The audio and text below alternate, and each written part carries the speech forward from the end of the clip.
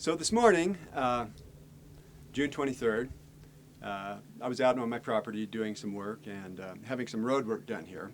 And I knew that there were buffalo on the property. I saw them in the morning, and they'd frankly been around for a couple of days. There's been bull bison here for since we got here 3 weeks ago, wandering around. And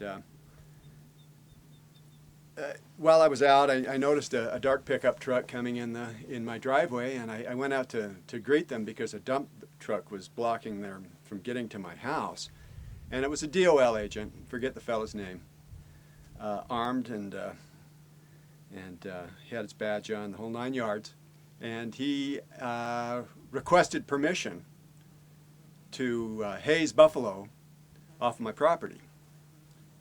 And I told him I wasn't going to give him permission, and he started to try and give me the line about, you know, why buffalo were posed a threat to cattle. And of course, I've done a lot of research on this. I'm aware of the science. I followed the issue for years, so I realized this was it was garbage. I mean, it's just double talk. It's nonsense. And so I told you, he said, well, you want to talk to Dr.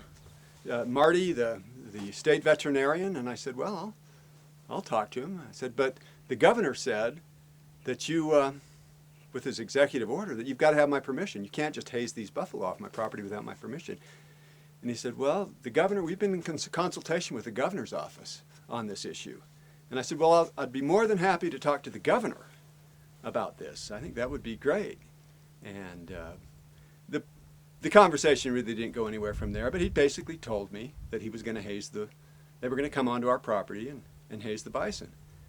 And I told him I didn't want him to do it. You're right. They're just gonna. I got a letter from the governor that says you can't do this. Tell me. There's no imminent threat. Try to get both of them in the shot. You just putting it to the governor? Just trying to make a fool out of the governor? I already talked to the governor. We're talking to him right now, but I got a letter here that says you can't do this unless it's an imminent threat. Imminent means right now. Hep! Hep! You guys are rogues. You guys are renegades. Hep! Can't believe you pull this kind of thing. This is outrageous. Just doing my job. You're out. Your job. This is Hep! outrageous. Hep! You're Hep! putting your thumb right in the governor's eye. Hey! Can't believe you do this. You talk to the governor, then the governor's a liar. Hey! Hey! Yours for walking out here. It's yours for being on private property. You can't walk out on your own property? Get down and let me talk to you. No, I'm not getting off my horse. Fine, stay on your horse then. Why are you on private property? I got permission from the governor to be here. No, you don't. Yes, I've got a letter from the governor You got saying a that you letter can't that be you here don't without have my permission. permission. Yep, and I've called 911 and they're on their way. Yeah, I heard about that. Yeah, right. You have no right to be on private property. You do You not. do not. The governor, the governor explicitly Where's took the your imminent right threat? away. I got calls coming in on Pova. When? Right now. Full. Pova's property's a couple of miles. They're not anywhere near here. They're not imminent. Imminent means that it's happening Next immediately. weekend, Chief Croy, we've already talked to him. There's no imminent He's threat. not coming in until the 1st of July. There's That's no what the Forest afterbirth. Service- These cows have already given birth. Go that way. All right, keep leaving. I'm out of his way. The thing that really drives me nuts about this thing is I've got a career in public land management.